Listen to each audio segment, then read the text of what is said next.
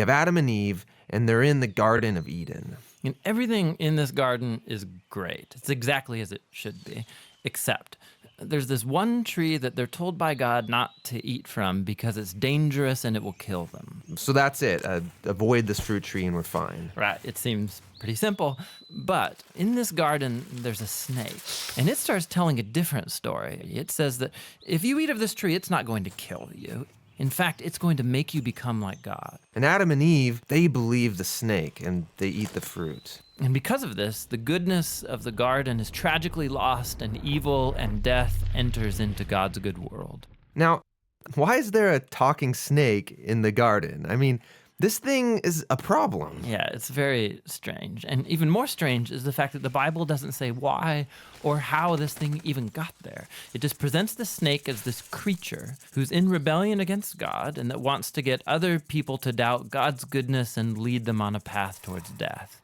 And so whatever this snake is, it's the source of evil that pervades our world and our lives, even still today. But there is some hope, because right here in the story, God makes this really interesting promise to Adam and Eve. That someone is going to come in the future, a son of Eve. And this guy's going to come and he's going to crush the serpent's head and destroy evil at its source. However, during this battle, the serpent is going to bite this guy's heel. So it's like a mutual destruction. Yeah, it's this very strange but beautiful promise. And it's just left hanging there until the next key moment in the story, when God singles out this guy named Abraham and says that through his family, goodness and blessing is going to be restored back to all of the nations of the world.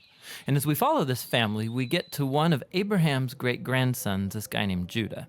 And he receives this promise that a king is going to come from his line and that the whole world's going to follow this king, and he's going to bring peace and harmony, and there'll be lots of food and wine and milk and vineyards, and it's going to be awesome. The first king that we meet from the line of Judah is a guy named King David.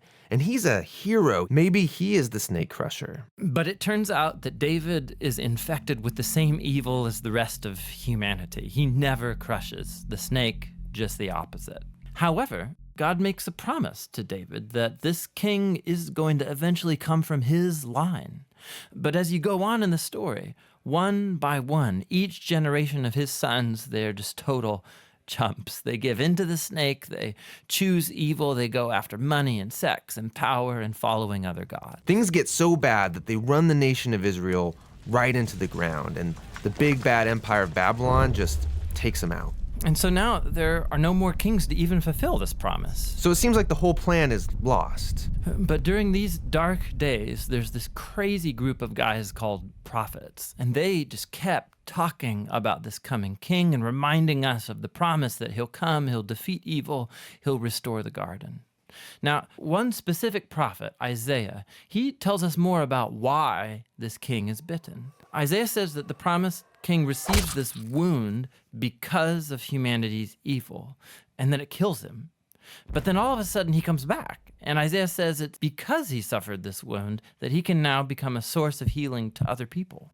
But the Old Testament ends, and the snake-crushing king that everyone's been talking about never shows up. And this is why, when the New Testament begins, it introduces us to Jesus of Nazareth, not as some random guy, but as someone who comes to fulfill these specific ancient promises. Yeah, we learn that he's from the line of David, Judah, and Abraham. And he goes around Israel announcing that the goodness of God's kingdom is here now. And he begins confronting the effects of evil on people by healing them, by forgiving them of their sins and evil. Many people are now believing that this is, in fact, the promised king. But Jesus began telling his closest followers that he was going to become king and bring peace by taking the full effect of humanity's evil into himself. The fatal snakebite wound. Exactly. And so it seems like the serpent wins. And this story actually would be a tragedy except for what happens next.